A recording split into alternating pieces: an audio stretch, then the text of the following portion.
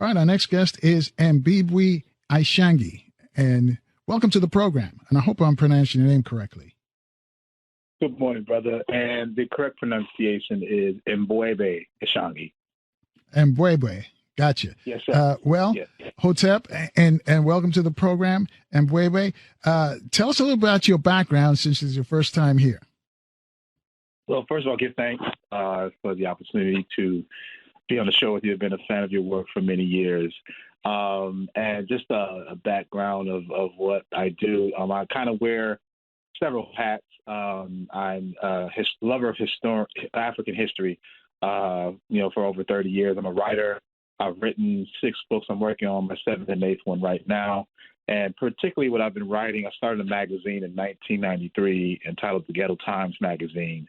And for the last 29 years, I've been writing about, basically trying to create a bridge between our giants like Dr. Clark, Dr. Welsing, Chancellor Williams, and the history that we have, and write it in a way that creates a bridge for folks that are younger, Generation X, Z, et cetera, in a way that the language is palatable and not so much academically challenged. So those articles pertain to the African experience, both in reclamation and also in those that are, guilty or party of the dissemination of this misinformation about our story. In addition, I'm also a graphic designer, web developer, and I happen to fall into the field of finance due to a situation I had after working with the National Basketball Association for 12 years as a brand identity marketing specialist. Okay, and you've been writing for what, 29, almost 30 years? Yes, sir. Yes, sir. Going on my 30th year come April. And you've also published 6 books. So yes. This is nothing new to you. Are these books self-published, or how are they? How do they get out to the public? Yes, they're all self-published. I'm a believer in arts and artists getting full compensation for their works. So I'm all about trying to be self-determined, self-reclamated, and pushing our information out throughout the diaspora. And I use my technological background and marketing skills to, promote and disseminate this information. All right. It's 6 after the top of the hour. Just join us. Our guest is Brother Mbwebe. He's written a book, as you mentioned, he's got 6 books, self-published books, but his latest book is about financial literacy. So yes, tell us about that book and tell us why you decided to write that book. First, the title. Okay, the title is called A Pot to Piss In: Intergenerational Wealth Planning for Black People. And, we are all familiar with that moniker that, you're so poor you don't have a pot to piss in or a window to throw it out of. This is because the topic of finances has been taboo in our community. No one really wants to speak about how broke we are, right? So we've been inheriting struggle throughout our bloodlines ever since emancipation and even before then. And so that conversation about finances has really been a conversation we haven't been privy to. And as a result of that, we've suffered quietly in not being in positions to even create intergenerational wealth. This all came about after working for the National Basketball Association. March 13, 2017, I was abruptly fired from my job after returning from a business opportunity, in Costa Rica, a personal business opportunity. And when I came back, I had this gut feeling that something wasn't right. And I got a call from HR that was asking me to come down to meet with them. And I had, again, that spidey sense gut feeling that was telling me, okay, something's about to change here. And as I went to that office to meet with HR, I noticed that there were several brothers who were security strategically stationed near exits. For some reason, I said, okay, it's about to go down. I understand now. Something's about to go down. And when I sat in that room with the HR representative, she immediately, white lady, blurted out, asking me about my affiliations with organizations like the Ghetto Times. Also, I have a movement called Black Land Matters, and just basically questioned me about my outside activities, outside of my job, mind you. And I basically explained to her, yeah, these are my works. These are things I've been doing and have been doing this well before I even started working here, and again on my own time. Well, their response was that my writings were violent and racist, mainly because I'm thinking about what's happened to us, not so much about what we can do to them, but what's been done to us and our plight to try to reclaim ourselves. And in that process, I was again fired immediately. And I was then faced with that question of what do you do when you show up to work on a Monday or you're leaving on a Friday for the weekend and you're suddenly let go. And the first thing we think about is our cash flow, our ability to keep the roof over our head and food on the table. And that obviously brings anxiety. And the most natural thing people do is they're going to go straight back to the one act and trying to find another corporate plantation to reside on. But there was something in me after, again, coming back from Costa Rica that my ancestors were telling me, you know, this is an epiphany of sorts, and that you should be basically get off your backside and do the real work, do your purpose. And that is when I realized I needed to learn about finances, because at the end of the day, everything we do is about money. And that came to me in bits and pieces, but then it just started to make sense as far as that puzzle piece, you could say. And it started out with me meeting with my broker at Fidelity. I went first. Hold that story right there before you get any further. I want to go back to the firing though, because you said you had an instinct that you were gonna get blown out. And they have these, you know, it's really graphic how you mentioned it. They have these brother securities out there because this white lady is going to terminate you. And I'm sure you're not the only one who's been through that. If people listening to it, you know, if you get that call that HR wants to see you, folks, it's not about giving you a raise. Usually, it's about term. So you had that premonition that was going to happen when you were the brothers friendly. That's what I'm trying to get, because they know what's going down. Were they friendly when you walked in there? Interestingly enough, you know, I know all the brothers there. Again, there's about the National Basketball Association out here in Manhattan employs about roughly 1,500 workers. Not too many are in the high exec positions. I was in the communications department, but very aware, and I always made a point to, you know, always with my people, we always would have that relationship. So when I saw them, it was that look in my face and then a look away. And again, when I started to see the second and third posted security guard on this floor near the door exit, I said, okay, I get it now. You know, and interestingly enough, when you think about it, when they're able to fire you at a moment's notice. You know, I wasn't even allowed to go back to my desk and retrieve my things. I had to have someone get it for me. But when you, as a professional courtesy, want to leave their job, they ask you to do that as a professional courtesy to give them a 2 weeks notice, right? So it's just the oxymoronic relationship of how you are a spoken to will, that no job is yours to keep. The days of tenure are gone. Our grandparents who would keep their jobs for 15, 20, 25 years, those days are over due to downsizing, automation, et cetera.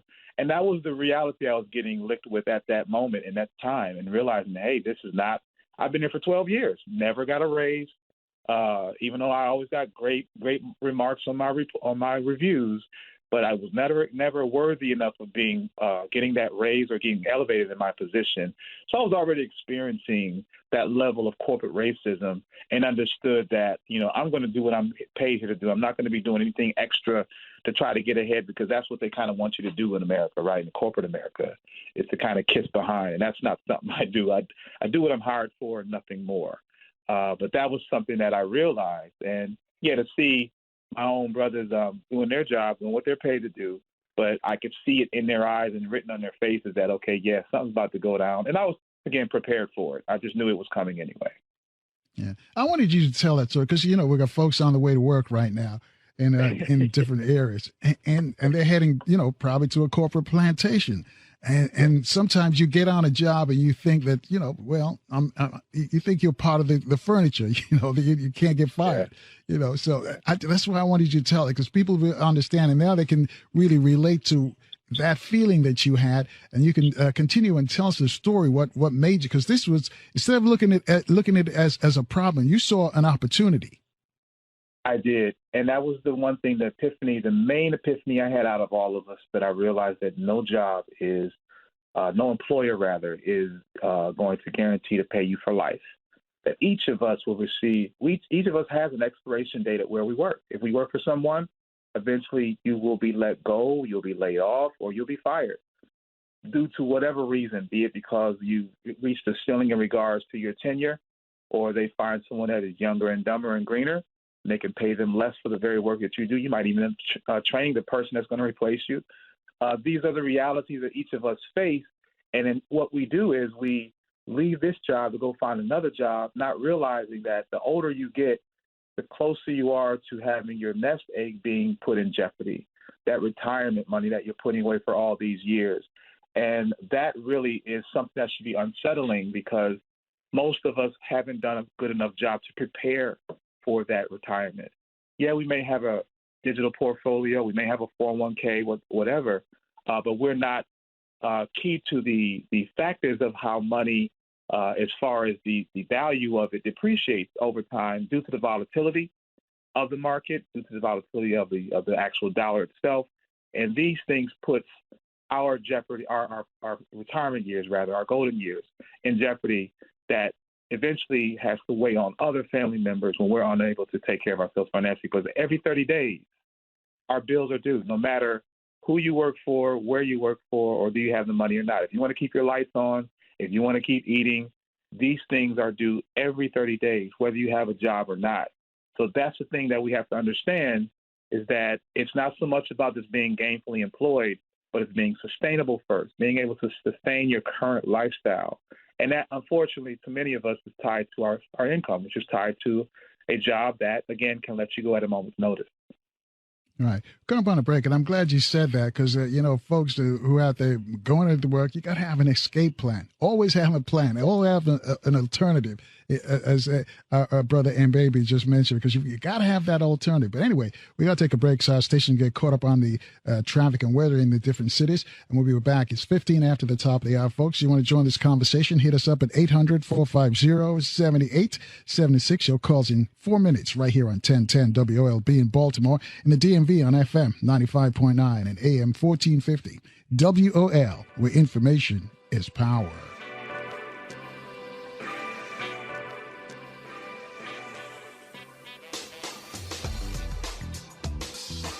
And good morning once again, family. 22 minutes after the top of the hour, we're on with Brother Mbwebe, and he's discussing, well, we're going to discuss intergenerational wealth.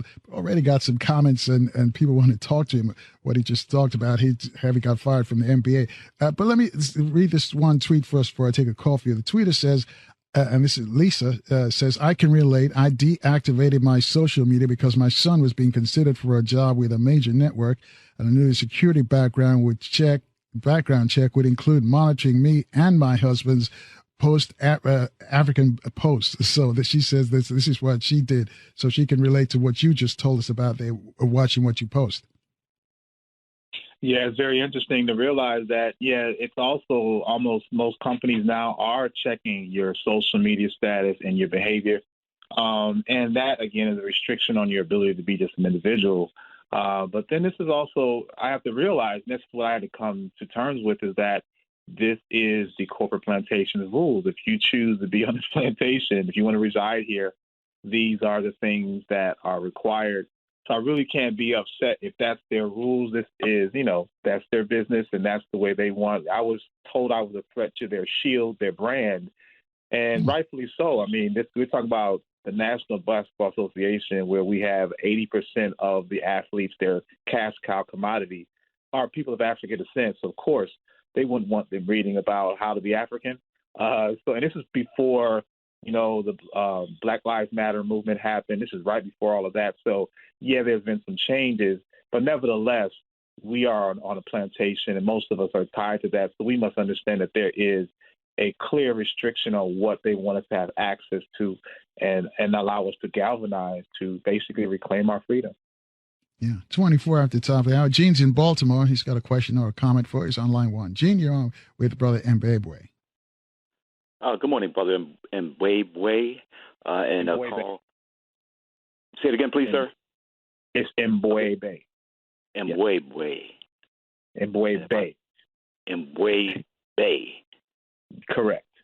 Thank you, sir. Yes, I always want to acknowledge, brothers who give disseminating good information in the community. I'm I have 30 years experience in banking. I have a history degree, and I call myself and I evaluate myself as being an Excel expert, right? And so what I find is that division and multiplication as tools to evaluate what you're saying, and I'll give you an example. 8% of 100 is 8. 8 is what percent of 100, and we know that that's also 8. Simple process. If you're told that it's what percent of something, if you want to know what percent something is, and the question is presented to you as 8 is what percent of something, then you know you multiply. We all know that, right? And the complete opposite, to get the same answer or an answer that you're looking for, you have to divide. If you're comparing two numbers. And so this is what's not taught. In other words, concepts. As a kid in school, I was, remedial. I went to college, I was remedial. And I met one instructor, not even a professor, just an associate professor, who set me down, basically had this conversation with me, and it opened up my mind to mathematics and arithmetic. And everything that we hear on the news in reference to crime or whatever, they'll tell you there's a 300% increase in crime. Or what I'm saying is, when you look at your bank account and what you want to do is you want to compare year to year, you want to make projections on where you want to be in the future. Unless you can do division and multiplication, you can't even start the process. All right. Thank you for your comment, Gene. Brother Mbwebe, you want to comment on what he said, and then we can continue with your story? Yes, I concur in regards to, I have become a lover of numbers and math since becoming financially literate, because that is, again, a discussion that, we don't really think about. We pretty much go paycheck to paycheck, and when it comes time to get paid, we might be happy for that first 5 minutes, then we realize, I got to pay bills with this. So we really can't be all that happy. We've never again, and then this is the thing about finances, is that it's purposely not taught in our educational system. It's definitely not taught as extended adult education when you really need to understand how it works by design. Because if we did know about this, there's a report put out by Wells Fargo in 2004 where they said that banking is important, but banks are not. This is information that they do not want us to know. It's a form of arbitrage where folks that know how to use information and share within themselves the advantages of it, monopolizes how it works, and doesn't share it with the masses, because if they did, then they would not be able to have that advantage. So finances is really, when we think about it, everything we do around the world, unfortunately, even in the capitalistic world, is based upon those numbers of finances. And it's ironic that this is the least thing that we're taught about. And these are the most things that we fall in trouble with. A lot of arguments, a lot of any kind of discrepancies, you might find finances at the root of it. And that's, again, because we have not really had that intimate relationship with it. And when we think about Wu-Tang Clan and their song called Cream, which is an acronym for cash rules everything around me, whereas today it's currency, I would think that if it does rule everything around us, then we should have that intimate relationship with it. And that's when it started for me. When I did start to go to Fidelity and talk with my broker to pull money out of my 401k, just to give me a few weeks to understand or to reassess what my next moves were going to be. And if I may continue, may I, in regards to how that journey went? Sure, please. Yeah. Okay.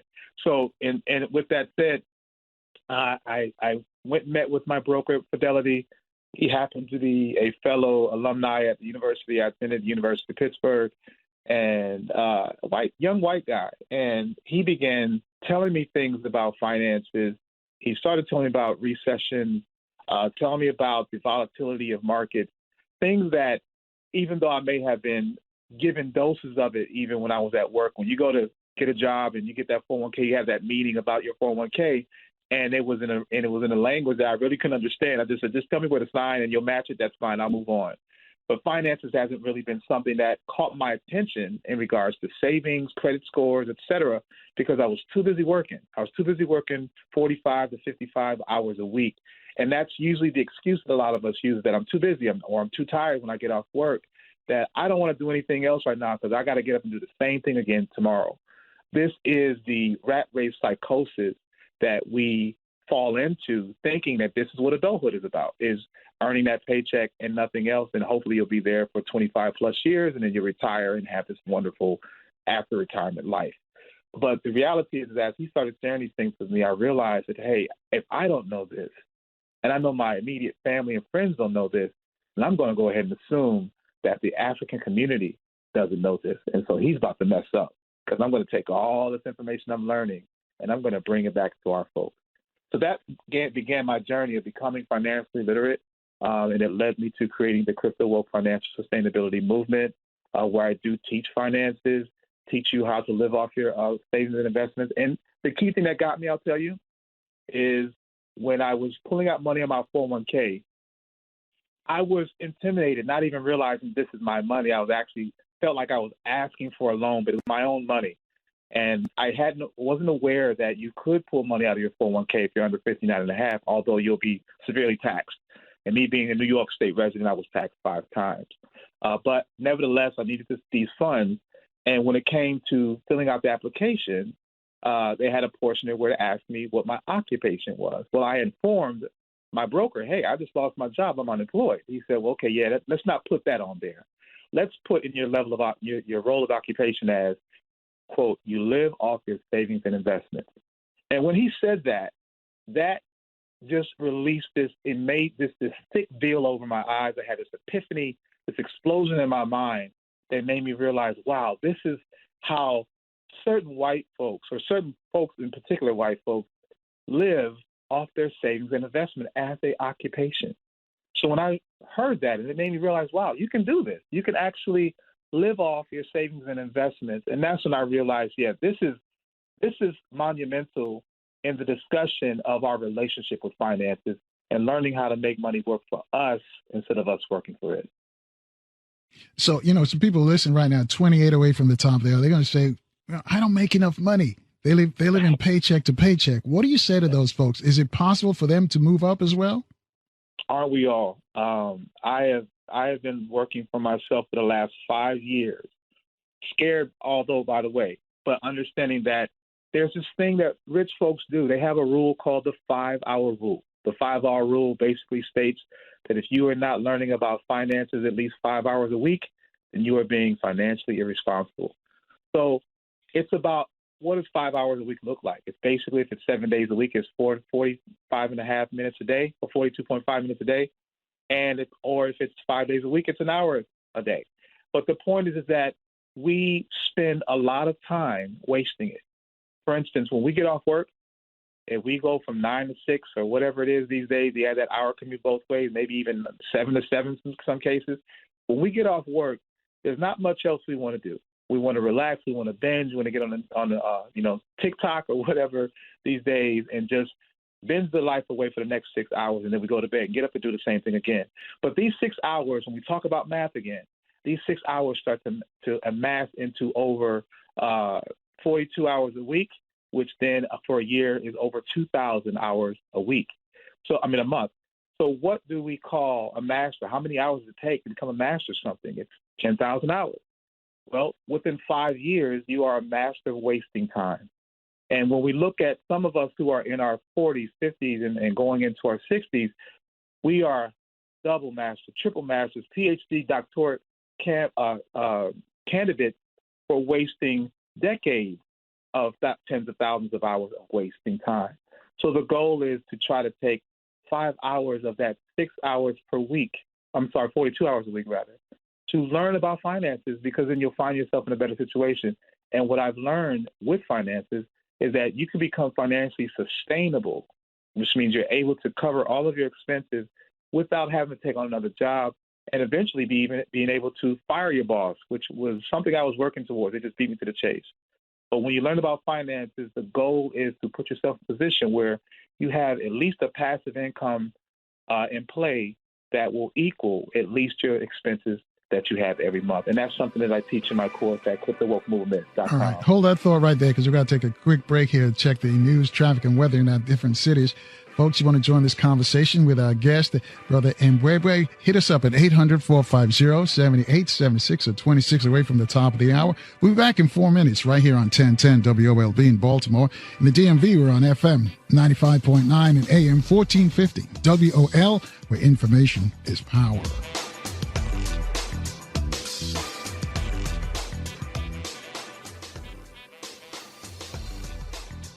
And good morning once again, family. 20 minutes away from the top of the hour. Later this morning, we're going to hear from educator and griot, Dr. Leonard Jeffries. Dr. J will pull a curtain down on Black August 2022.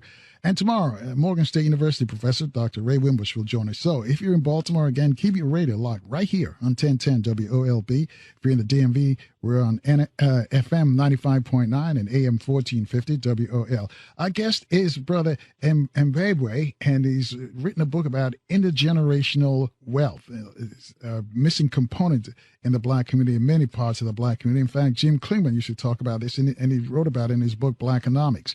But now we have a youngster, I call him a youngster, who's written another book about intergenerational wealth.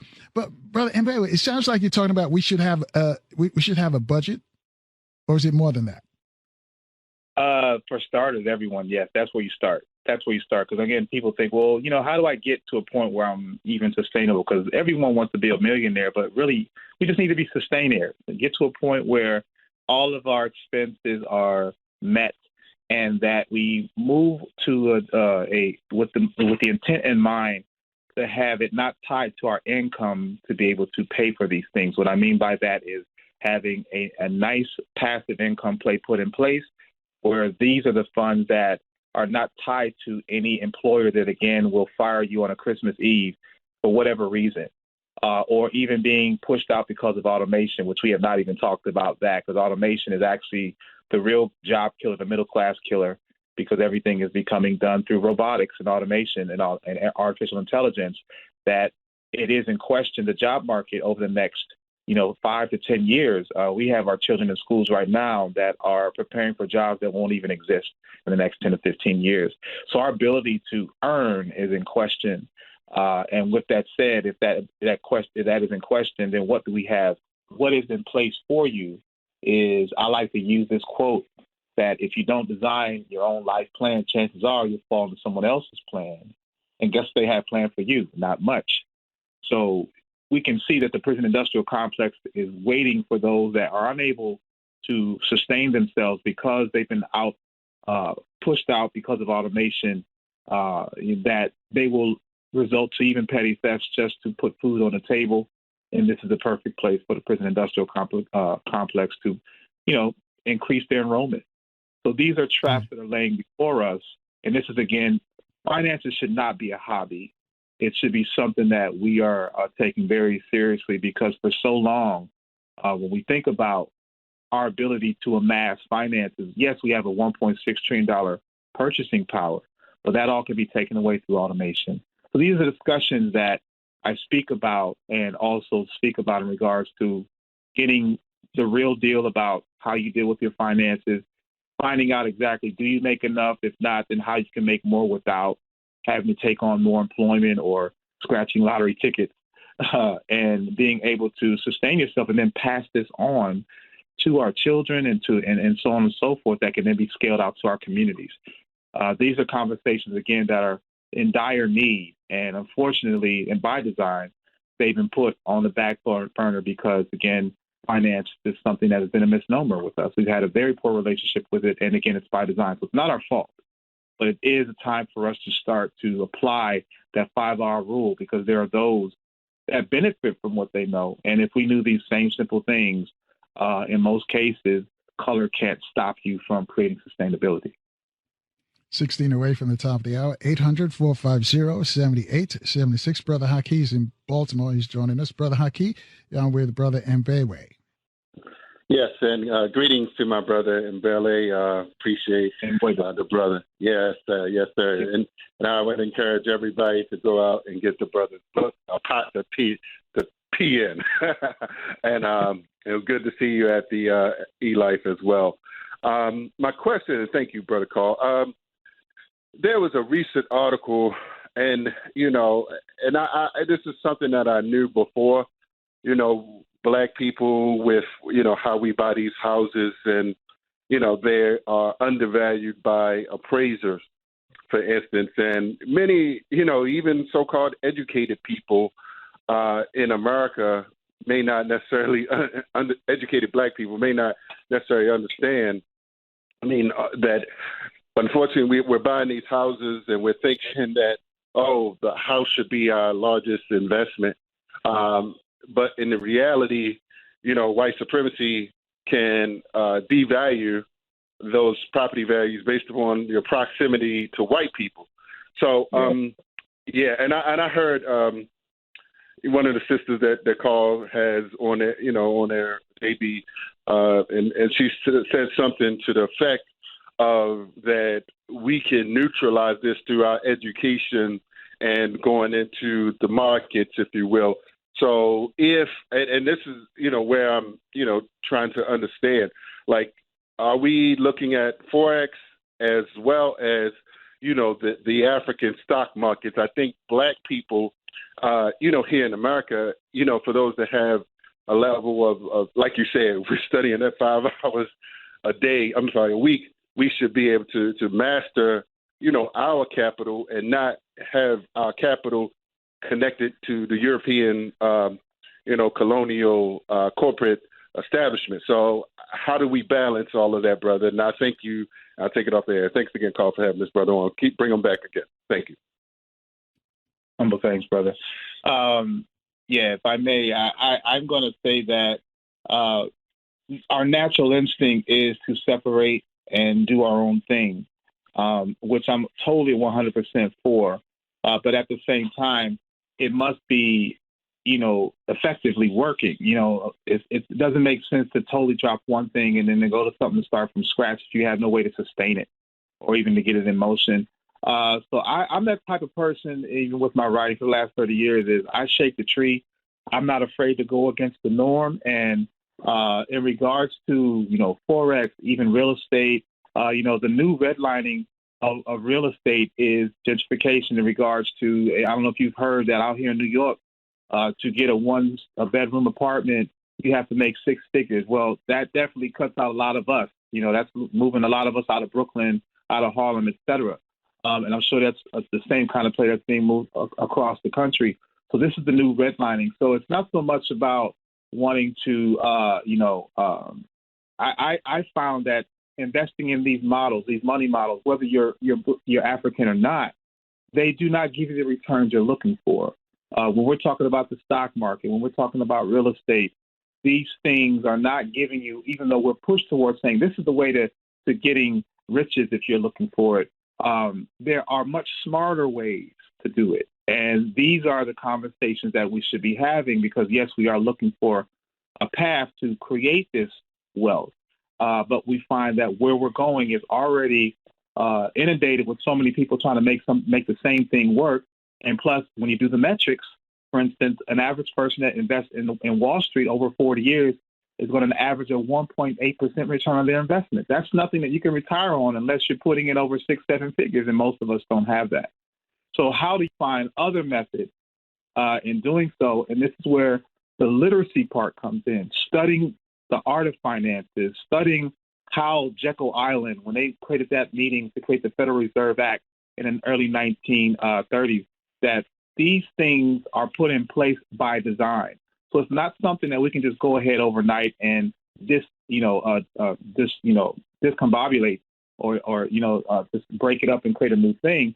This takes proper planning, and the planning comes when you own your time. So just to promote what I do in regards to helping get in this mindset is the courses that I teach that shows folks the basic ways to deal with it on your level. It's not to say that we have to put it in stocks and bonds and CDs that give you very small returns. It's to use these strategies that a lot of these rich white families have been using over the last 200 years, and these money methodologies are recession-proof. So these are the things that we need to be privy to and have these conversations about, because once then you own your time, then we could take on, I believe, the moniker of becoming that futurologist that thinks about our future, that studies our future, because we own our time and we don't have to check in, clock in every day to work for hours for a person that is basically a thankless job where we make them millions, they give us peanuts. So it really is about understanding the game that we're part of and stop playing checkers and begin playing chess. 10 away from the top of the hour, 800-450-7876. Thank you for your call. The system we're involved in is eroding, and there is a new one emerging. But if we intend to still be here, then we need to be about trying to figure out that solution. And in order to do that, it's kind of hard to do that when you got to clock in every day. So although we live in a capitalistic world, there is a way where we could at least learn and try to master those specific tools so it does free us up to create and strategize. Because other than that, we're just going to be talking, and talking about our liberation. We've been doing that for quite some time now. So if we want to actually create that future that our children need to inherit, finances must be at the core of that, and not so much in regards to the simple conversations that we've been having. There's some action plans that need to be put in place as well. All right, we come up on a break here soon, but we haven't really gotten to the meat yet. So what are the things we should be doing? What are some of the first things we should be doing? Most importantly, as I mentioned, is figuring out your situation in regards to finances and how is that tied to, how are you able to pay for that? In most cases, our monthly bills are tied to our income. And so understanding that now that our job does have an expiration date, as I mentioned, be it from, again, technological advances or downsizing, whatever the reason, if we are not thinking about what will happen, there's that story of the ant and the grasshopper, and that winter is coming.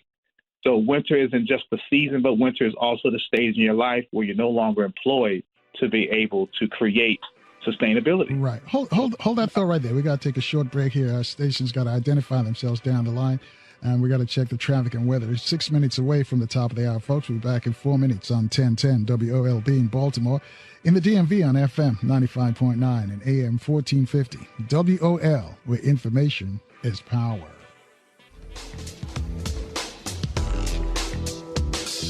Hey, good morning again, family. A minute after the top of the hour with Brother Mbwebwe. He's discussing intergenerational wealth. And what we're talking about, folks, is that money that you have to pass on to your generation, to your great-grandkids, and just down the line, just like the other folks do. Unfortunately, we haven't even had a chance to scratch the surface yet. But anyway, what are some of the things we can be doing? Because we're going to be speaking to Dr. Leonard Jeffries momentarily. But what are the first things we should be doing, if you can leave us with that? Yes, the first thing I would advocate for is, and as Mama says, closed mouth don't get fed, is to either get my book, Apocalypse into Generational Wealth Planning for Black People, or go to CryptoWokeMovement.com and enroll in one of my courses where I teach finances, and not to make it a mystery, but the basic things that we need to understand is how finances work, and it starts with what is your debt to income ratio, and how you can then use arbitrage. That is the terminology that we need to get involved with. These financial the terminologies, these terms that are used, is, again, somewhat of a foreign language to us, but it really isn't rocket science once you understand how things work. But arbitrage is basically information that is used by a select few to take advantage of the many. Well, when we start, now that we have access to this playbook that they've been using, I'm simply using these same informations and dissecting it and using it for the average person. So becoming financially literate, using that 5-hour rule, learning about finances, spending at least 5 hours a week and doing that is an amazing start, because what you'll find is after that first month or so, when you've gotten that first 5 hours per week under your belt, that first 25 hours, that you'll find that you are putting yourself on a path to creating enlightenment that will affect not only you, but also your bloodline. Well, let me ask you, is it ever too late to get started? Some people, probably in their 50s or 60s, they've missed the boat. Is it ever too late? Absolutely not. This information, financial literacy, is applicable to everyone, be it you 5 years old or 85 years old. There's always an opportunity. And the fortunate thing is we live in a country where, for instance, credit is king. So in most countries, you have to have cash to be able to create this wealth. Well, in this country, if you know how to understand credit and use that as an arbitrage tool to create wealth, it doesn't matter what age you are. And that's the thing that we need to be thinking about is how can I learn the tools that other families have used, again, for over 200 years and apply it to my bloodline and experience the same type of owning of our time to develop the future that we sorely need. Yeah, as I mentioned, it's one of the topics that we used to discuss with Jim Klinger in his Black Economics book. He talked about intergenerational wealth, where we pass on what we've heard. And it doesn't have to be an astronomical amount of money. We'll pass it on to our children and our grandchildren. So, brother, and we're going to have you come back because obviously we haven't even scratched the surface of how we can, pass on that money to our generations, just like the other folks do. So I want to thank you again for, the short time you're here, and give us the title of your book again and the courses and how people can get hooked up so they'll be ready next time you're on. Absolutely. The book is entitled Apotipicin, Intergenerational Wealth Planning for Black People, and it can be purchased in either paperback, ebook, and also audiobook. If you go to Cryptowoke, CRYPTO, Woke Movement.com, and you can have access to it. And my social media is also Cryptowoke or Mbwebe Ishangi. That's MBWEBE ISHANGI is the last name. If you look that up, you'll find me and you'll find the information. And I would be more than honored to help enlighten us in a way that will create the liberation financially that can get us to where we need to be. And again, as I mentioned, so deservedly a need. All right. Thank you, sir. We'll talk to you later. Thank you for sharing this, the information that you shared with us today. Madasipa, brother. Appreciate you. Keep doing what you're doing. All right, folks. Let's turn our attention now to Dr. Leonard Jeffries as we close out Black August 2022. Dr. J, welcome back to the program. Well, certainly, it's always a pleasure to join you and your radio audience as we try to put the message out there and put it out there strong and make it work. So clearly, the brother who has preceded me is on the right track, and so some of our people might be a little shaky in terms of that heavy technology, arbitrage, and intergenerational wealth. However, he's got a message that we have to decode and make real. And so I'll try to get myself a copy of his work, and then also allow it to expand into the work that we've been doing for many years, as you know. And I want to thank you and your radio family and the founder of the institution for being strong and allowing us who are in the wilderness of African struggle to have a base to bring the message forth. So whatever you can do to join the brother and his work, do it and expand it.